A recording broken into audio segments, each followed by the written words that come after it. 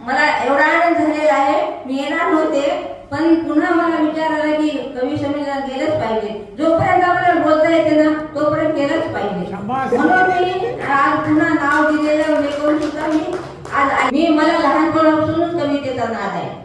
वयाच्या 9व्या वर्षापासून मी कविता करत होते. म्हणून मी आज एक कविता उद्या आज जे शिवाजी महाराज हिंदवी स्वराज्याचे संस्थापक, शिवराजाचा लढा कसा होता, शिवराज्य कसा होता आणि जिजाऊ मातेचा हा उद्या जयंती आहे. म्हणून मी शिवाजी महाराजांची एक कविता गात आहे. माझ्या कवितेचं नाव आहे शिवबाचे शिवगान.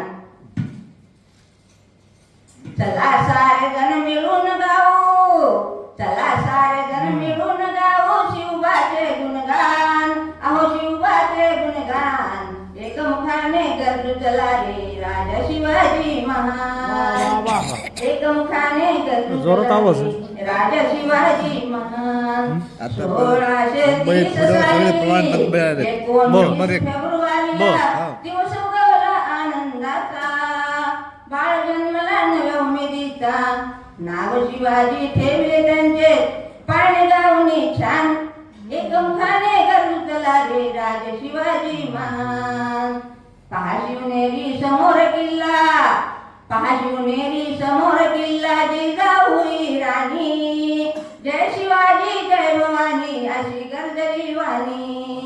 जिजाऊ पोटी बाळ जन्मले, जिजाऊ पोटी बाळ जन्मले, शिवते दहे महान. एकमुखाने गरजू चला रे राजा शिवाजी महान. देश आमचा शिवरायाचा, रयतेचा राजा छत्रपतीचा, जिजाऊ आमची राजमाता. शिवनेरीवर मावळे गरती शिवाजी राजा महान. एकमुखाने गरजू चला रे राजा शिवाजी महान. एकमुखाने गरजू चला रे राजा शिवाजी महान. जगात महान अमोल राजा, जगात महान अमोल राजा होता एकच महान. सर्व जगातील स्त्रिया त्यांना होत्या माते समान.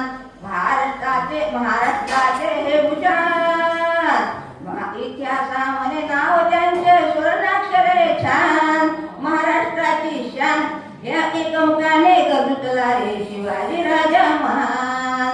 एकमुखाने गरजू चला रे राजे शिवाजी महान. नमस्कार. वा वा वा वा छान. पुस्तक छापलं आहे. मी हे पुस्तक प्रकाशन केलेलं आहे. मी आणलेलं आहे पुस्तक. श्रीलीला बर बर पुस्तक वा वा आज शिकितलं वा वा. हे घ्या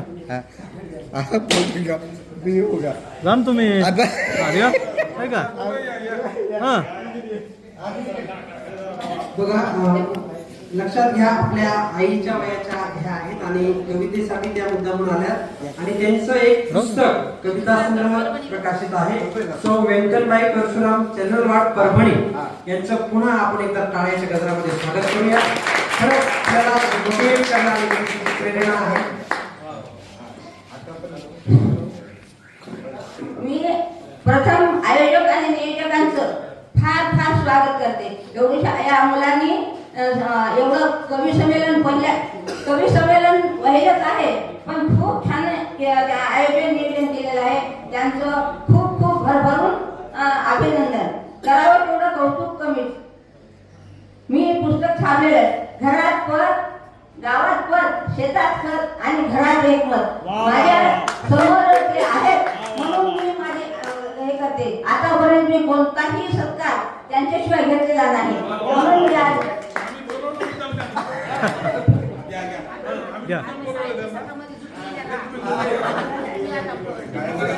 हा इकडे बघा इकडे. यांनी मंचावर यायचे. कवी विलास जल्हारे, कवी दीपक मठपती आणि कवी आबा पांचाळ. यापूर्वी आता यायचे